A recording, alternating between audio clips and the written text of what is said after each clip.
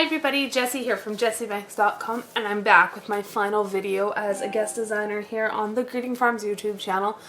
I'm completely honored to have been given this opportunity. Thank you, Claudette, for getting in contact with me. I'll come back whenever you want. But anyway, on to today's project.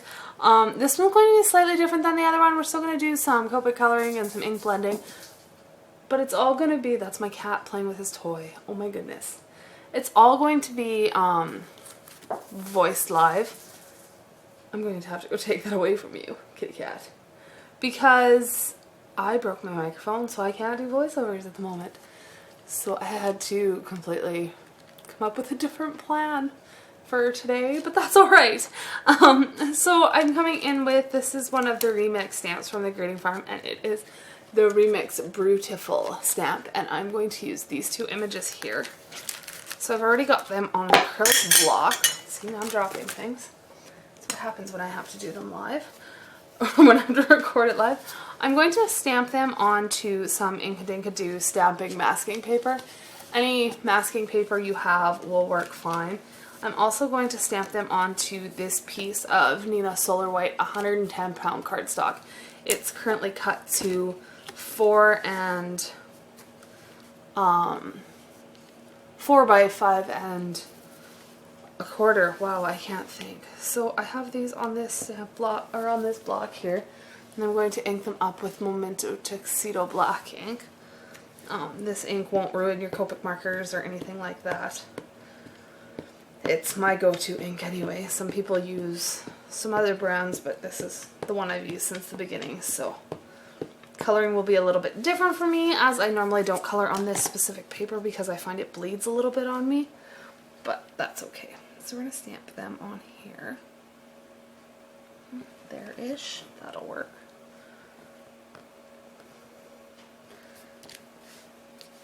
I can clean up those lines afterwards. So we've got them stamped on there, and we're also going to stamp them on the masking paper while I have them out. So once I make masks for these guys, I will just tuck them inside the little plastic sleeve here with the stamp set. So stamp these guys on here. Good enough, because it's just a mask, I just need the edge. I'm just going to take my cutter bee scissors here, and I'm going to fussy cut them out, and I'll be back once I get them cut out. Okay, so when I left, I dropped the stamp on the mask, but that's alright. So I cut them out, and I've put them over top of where I stamped the images just a couple minutes ago. And I've got this little piece here, I've cut it kind of hilly. I'll use it for the ground once we get the sky done. I have 4 Clarity brushes here. These are Clarity stamp brushes. I love them for dusting ink. I use one for every color. I have a whole bunch of them. So this one's blue, purple, orange, and this one will be for yellow. I haven't used one on yellow yet. So we're going to start with our wild honey color here. And I'm just going to, use, I have white paper underneath of here, in case so you can see it, and I'm just gonna, when I first dip it, or brush it on here, I'm just gonna brush it off up there. Just make sure I don't have too much ink on my brush. So all I do is I take my brush itself and then I go up to the top and see that there's not too much, and then I'm just gonna come in here, and it's very, very light. I'm not adding a whole ton of color. I'm kind of going for a little bit of like a sunrise-ish feeling instead of a sunset or just blue sky. So I'll add a little bit of that, and then I'll come in with mustard seed, and I'll switch my brush to a yellow brush.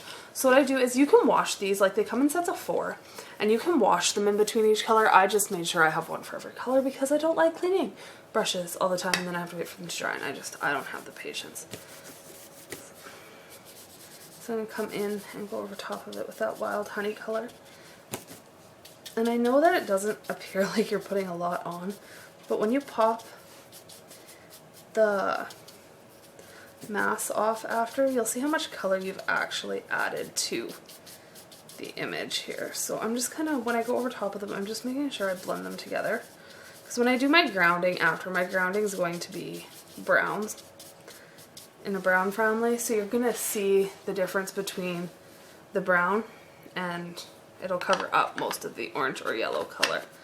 Then I'm going in with Squeeze Lemonade. Now because this is a yellow brush, I'll use it in this color, but I will go up onto my scrap piece of paper here and just make sure that I wipe most of that off.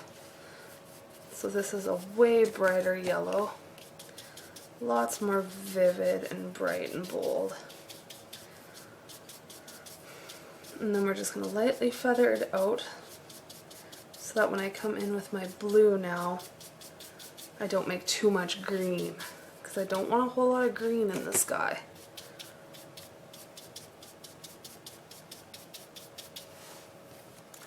Okay, so that's kind of our line of our sunrise. And then I'm going to switch that out for a blue one. And I'm going to start with Salty Ocean here. Now when I do this, what I'm going to do is, ooh, there's lots on there, is I'm going to start at the top instead of like I was before. And that's simply because I don't, like I said, I don't want to make too much green. So you don't want to pull it too far into your yellow here. It has to overlap that little bit, just to kind of give you a transition and a blend so you don't have a stark line between them.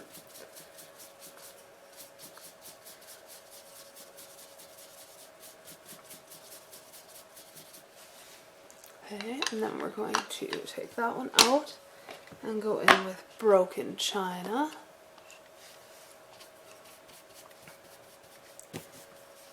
I'm just going to do the same thing, coming in and blending it in with the others here. Now the nice part about these brushes is you can use them with any ink.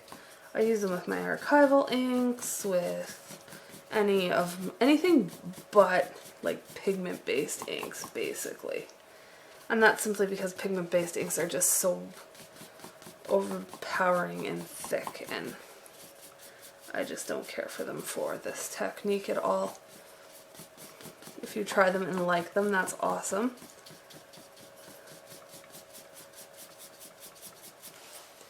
And then our final color that we're going to come in with here, well, I think I'm going to go back into the yellow a little bit right away, but I'm going to put in just a little bit. I know my lids on my distress inks are horribly filthy, but this is Dusty Concord. Oops, and I just stuck my finger in it. And that's with our purple brush. And I'm not putting much of this in at all. It's because I would have normally used like the Faded Jeans color or something, but I don't know where mine is.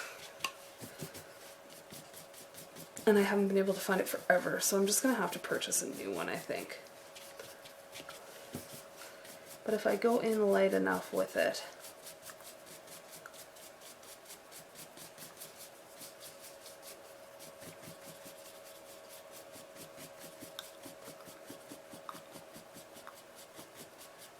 it will add just that little bit of purple. Little bit of purple up at the top, just to kind of deepen it. So now I'm going to go back to my Squeeze Lemonade here and switch back to a yellow brush.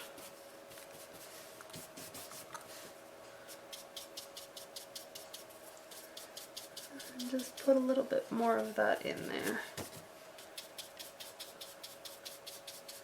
You can always add more color. It's way more difficult to try and take it away. Especially with a technique like this, it usually means you have to start all over again. And I've done that before.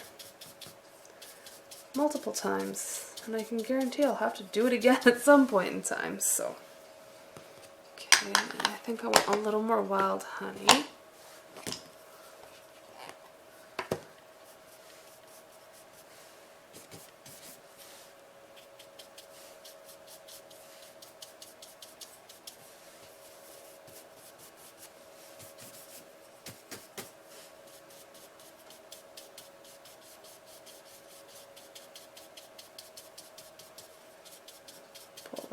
into our yellow.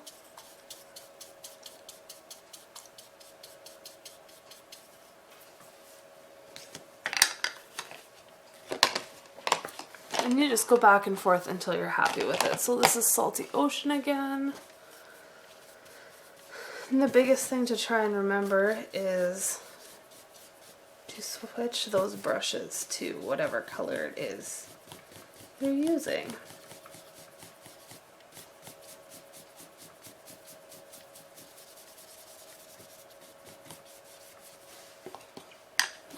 And a touch more of purple, which was Dusty Concord.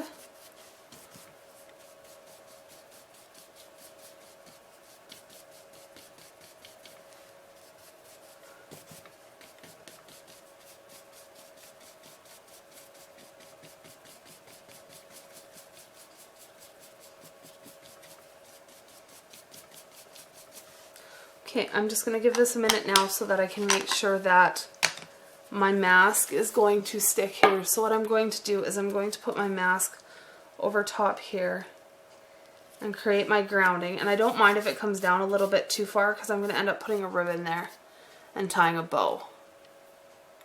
So that's the plan. So I'll be back in just a couple minutes once this dries a little bit. Okay, so I got this to stick onto our project real well here. I'm back. This is another Clean Clarity brush. This one's for brown. I haven't used brown with them yet either. So we're going to start with Frayed Burlap here. Let's move this over. Which is going to be our lightest brown. I'll go in, and you can't really see it on the tip of this brush, but there is brown on there. Not a lot. Kind of is a not very wet pad. I think I have to order a refill, a re-inker for this specific distress ink apparently.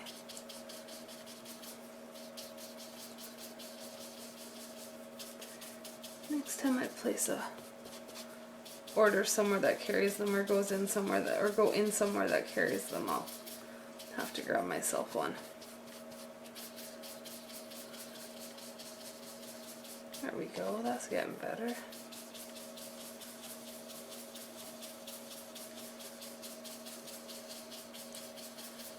Okay. Well, let's put a little more over here yet.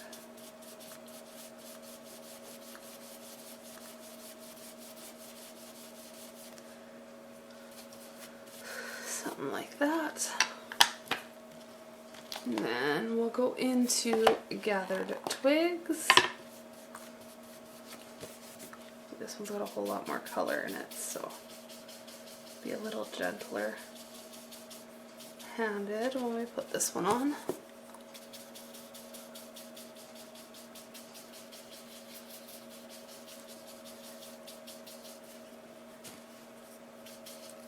Okay.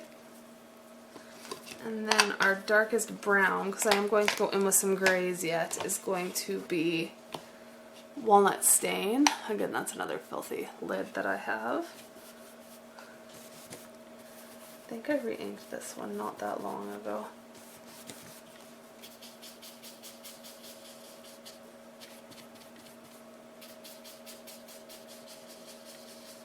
And I want to keep this one fairly close to where our, I keep talking really quiet, I'm sorry about that, fairly close to where our mask is here. I've become so used to voicing over my videos that remembering to talk isn't easy. Okay. And then I'm going to bring out my gray. I use it for gray, black, weathered wood, all those types of colors. And this is Pumice Stone. And I'm just going to start with that one, just to add a little gray up at the very top of our little hills here.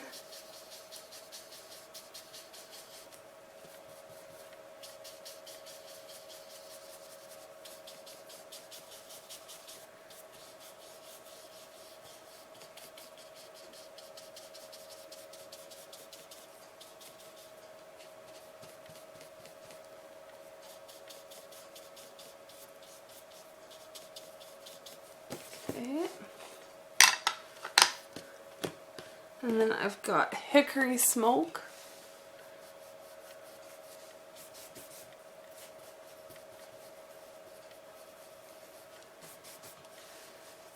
And I'm going to go in and just kind of go right around their legs and feet.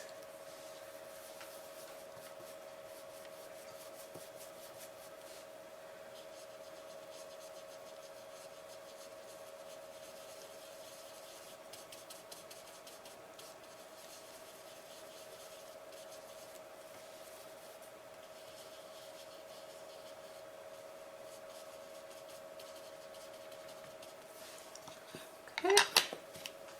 So that's it for our distress inks, and now we will pull off our masks and see how everything turned out. So this one's just garbage. These ones I'm going to put back on their backing papers and stick them in with these stamps. This is when you can really see how much color is actually in all of the backgrounds and things. Well, not end things. In the background, Jessie. Let's be a little more decisive here. I'll fix those once I'm done.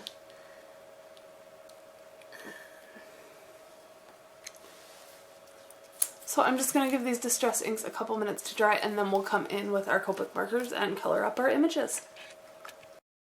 Okay, so I've zoomed you in now, and now we're going to start on our Copic coloring.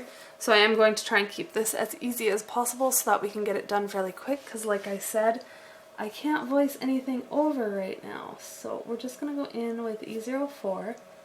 I am going to do them each individually, as I don't normally color on Nina paper, and I'm really not sure how it's going to react. I can tell it's not the same as my usual Copic Express It blending card. So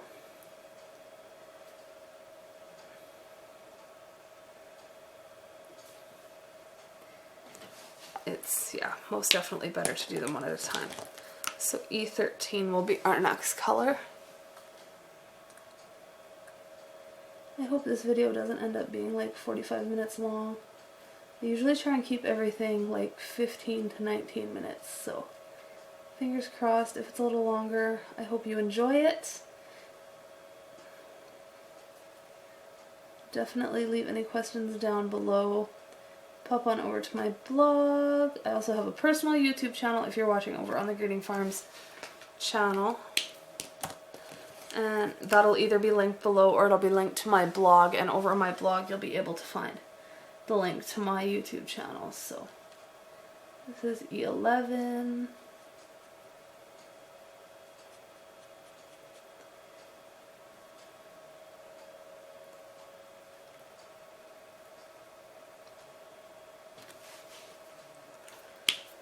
And then E21.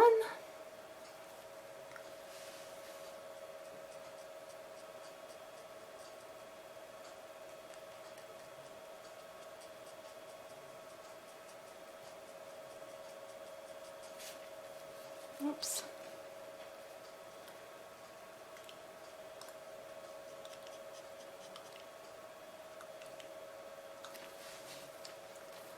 And I'm going to add a little bit of R22. Then we'll go with E51. Making sure I'm always going back and going over top of everything just to get it to blend as best as I can on this paper. I do believe it is a good thing I didn't try and do, like, had I been using my Copic blending card, because these images are so small, I would have done both skin tones at the same time. But with this being a way coarser paper, I'm happy that I didn't, because I think the ink would have dried too much. So this is our E50. I know that most of these areas are full, but I will add that in just to make sure that it's all toned the same. Then we're going to go over and do Ian. And we're going to leave the E04 out, so I'm going to start with an E13 on him.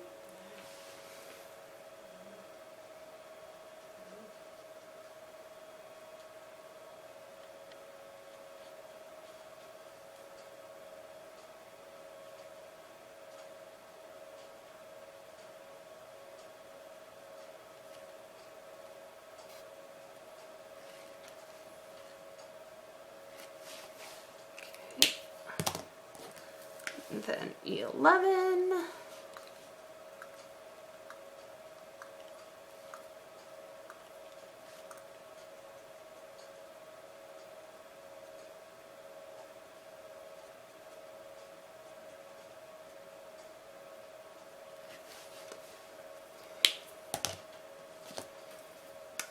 '21.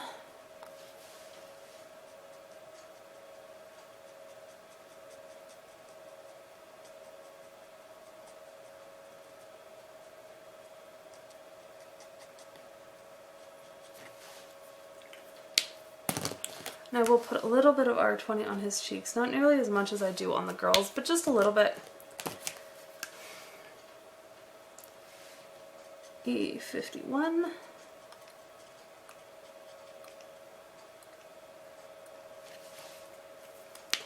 And E50 will be our lightest color.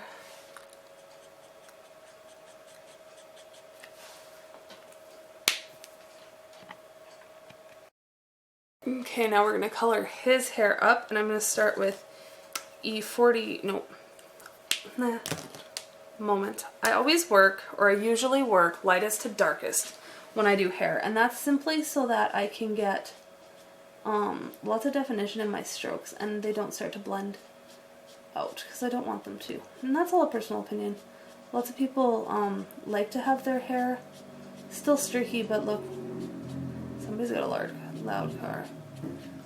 And it's backfiring. That's awesome. Anyway, lots of people like to have that really smooth look in their hair. I like it to look really piecey, I guess is the best way to explain how I like to do my hair. So again, that was E41. Now we'll come in with E42.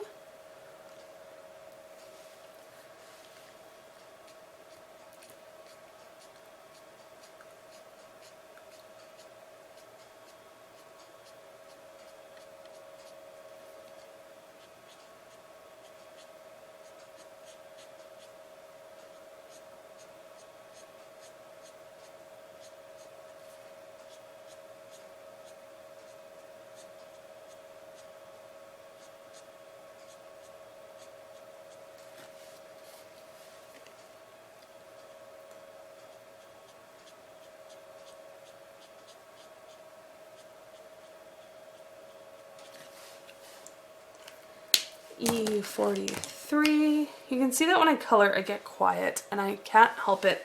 I really try and talk. I've tried to talk through my coloring a whole bunch of times and it just seems like I can't. It's just not in the cards for me.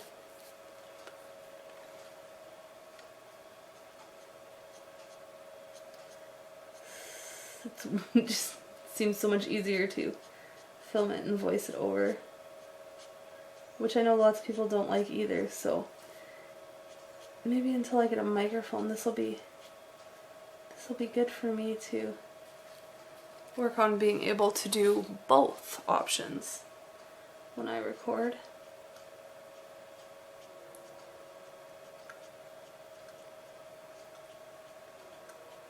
As in being able to talk and record or talk and color and do voiceovers.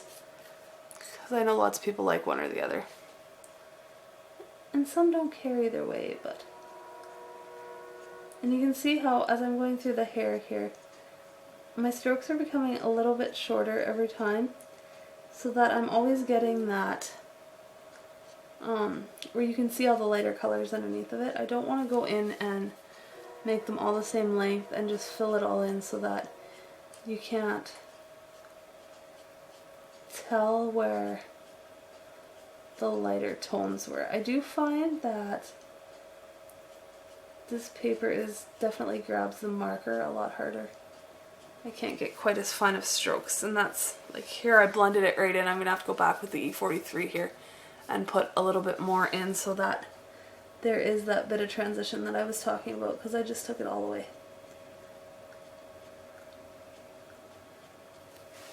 It's a great paper. It's just I need to use it more to get used to it, is all it is. So if you're one that uses it, don't think that I'm saying your paper is horrible, because it's not. It takes the markers great. Just needed some practice for me to be able to use it. Okay, so that's his hair. Now for her hair, I'm going to start with E70, which isn't a typical hair color I use. This is like a purpley-esque brown. It's very pretty.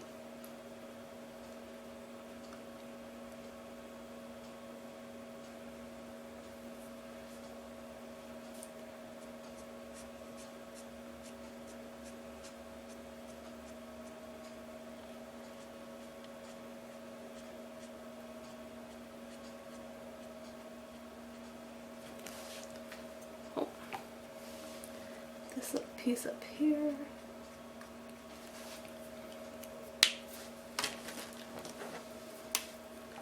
E71 will be our next color.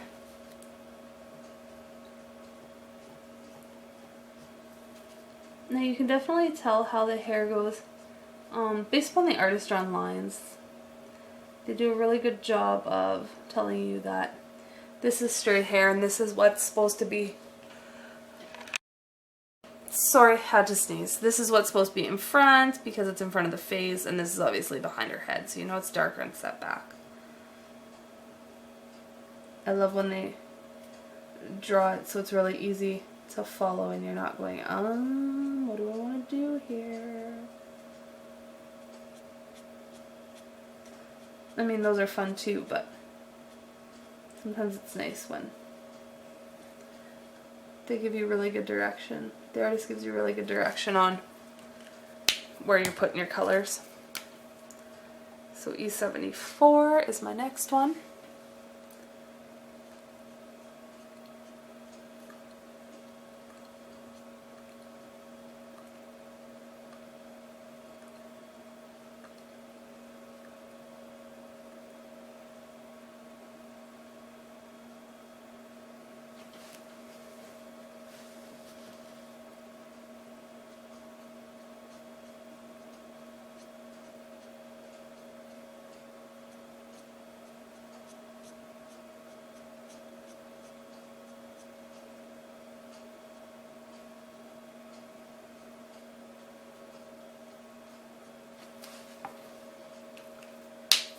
And E77. I did pull out E79. I'm not sure if I'm going to use it.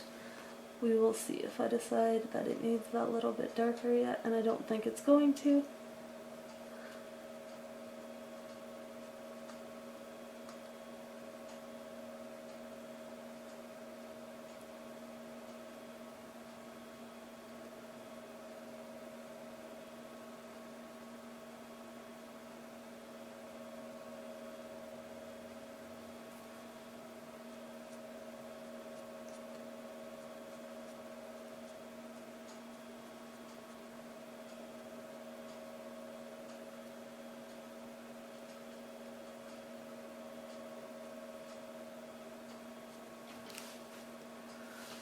I always want to forget about this piece of hair and I'm not sure why.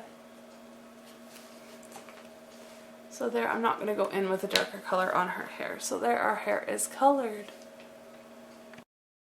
Alright, so now we're going to move on to their clothes, and I'm going to start with his sweater, and we're going to make him wearing yellow. So I'm going to start with YR24, and I'm just going to go in and again add in where all of our shadows will end up on our image here.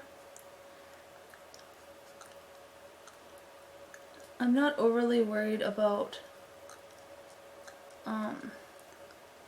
where my light source is on this image, just for the simple fact that the light source is actually the sunrise or sunset, whichever way you look at it, in the background. So I'm just kind of making it up as I go along and deciding what should be light and what should be dark. And when I go over my Copic markers, I'm making sure to go directly over top of all of the previous colors, just to work on getting me a nice, as nice of a blend as I can on this paper. Like I said, this isn't the usual paper that I work on, so it's a little bit more difficult for me to blend and get everything to look the way I want it to, as opposed to when I use my Copic Express It paper. And like I always tell people, that's just a personal preference. It's more of whatever you learn on, and that was the paper I started with, so that's the paper I'm personally most comfortable with. If you like this is Nina Solar White 110 pound cardstock. And then there's the 80 pound, and people love those too, and there's definitely nothing wrong with them. But pick a paper and definitely learn how to color on that paper before you start branching out. If you can master one and get really comfortable with it, the others may not be your favorite, but you'll be able to make them look very nice. Next we're going to go in with our grays. So I'm going to do the boots and the main part of the cups gray, but I want the boots to be a little bit, or boot shoes, to be a little bit darker than the cups. So on the boots and or shoes, I'm going to start with a W7. And then go in with W5, and W5 will be my darkest gray for the cups. You guys can hear that in the background. That's my son. He's laying in bed playing before he goes to sleep.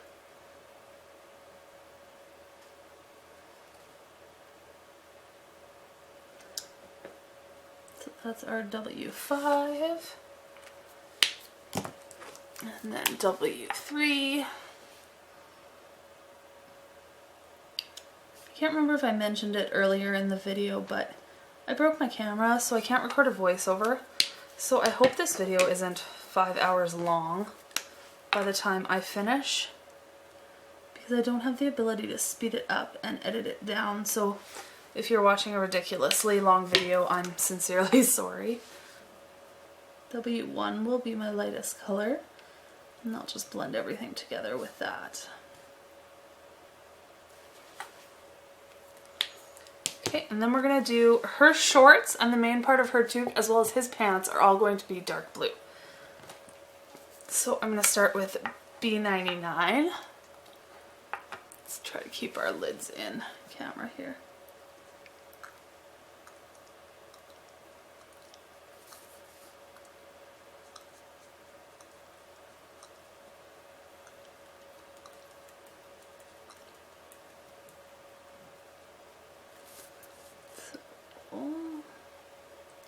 And I am going to add a little bit of it around the hearts just to make it look as though they are popping up off of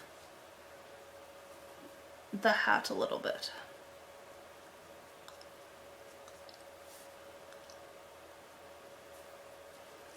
And her little shorts are going to be blue. So I'm just going to add in a very little bit of that, as well as his pants.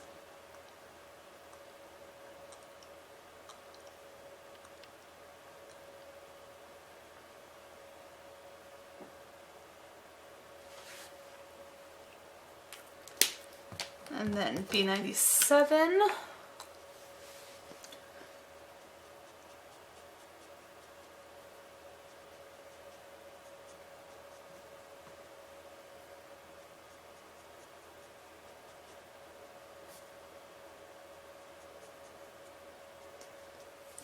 So again, I'm always going over top of those darker colors, just like everything else, working on getting them to blend out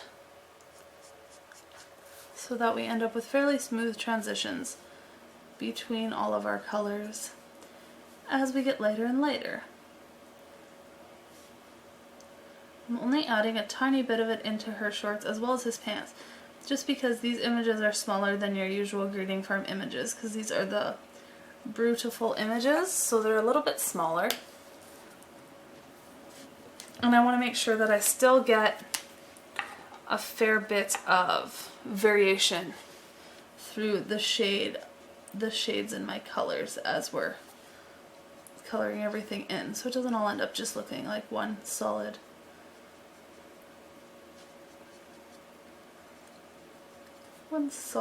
blob of one specific color.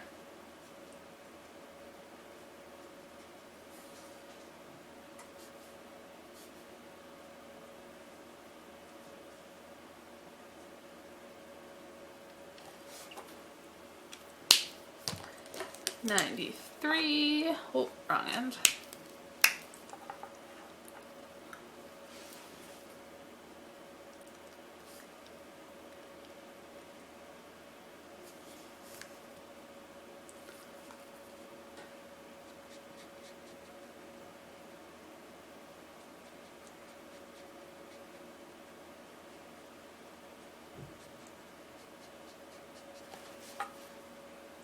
And our lightest color will be B91. Need to stop opening up the chisel into my markers.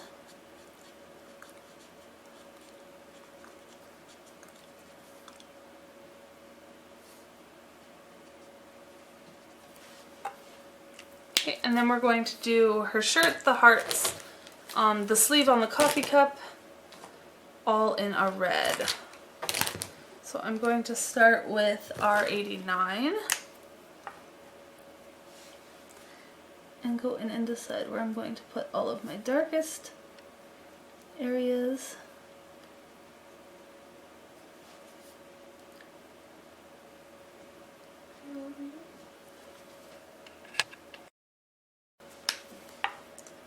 Okay.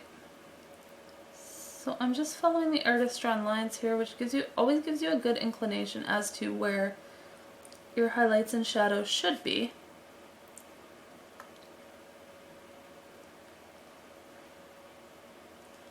I'm going to do the lids just with a little bit of red on them as well. And then I'm going to go into R39. So the R30s is going to be our main red color. I have started adding R89 into almost all of my red combinations. It stays nice and dark and deep and rich, so I like it for that. Again, there's no rules, just play with your markers and get used to them, and you'll find colors and combinations and things that you really enjoy and what works for you. R37. So what I'll do with this afterwards is I'll just take it down to the craft room. Now my coffee pot's turning off.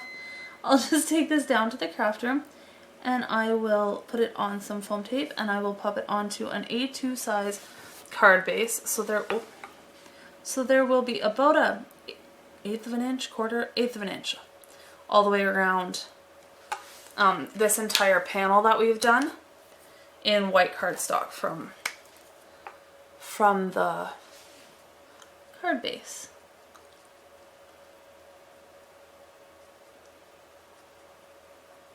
I enjoy that too because then I don't have to worry about my markers bleeding through onto the back. I haven't looked if they have or haven't. We'll check here in just a second. As soon as I add our last color of R32. If they didn't, I mean, then you could definitely, or like Simon Says stamp 120-pound cardstock, the Copics aren't supposed to bleed through. So if they don't bleed through onto the back, you definitely could do it just as like a one-layered card. But I'm always worried that they will. Yeah, like see, I don't want that on the inside of my card. So, oh, wrong way. So there is our entire card base. So what I'll do is I will put a piece of ribbon down here and that, or just a sentiment, one of the two. Hang on a second, let me grab a sentiment here. So I went and grabbed this stamp set back and I'm going to use the You Are Brewtiful sentiment here and I'm going to ink it up again in my Memento Tuxedo Black ink, and that's just to ensure that my blacks are the same black because they are all slightly different. And we will stamp this right here. And I've decided I'm not going to put any ribbon or anything on it. That's all it's going to get. So it will go from here straight onto the front of a card base. I hope you guys enjoyed the video and I'll see you guys soon. Bye for now.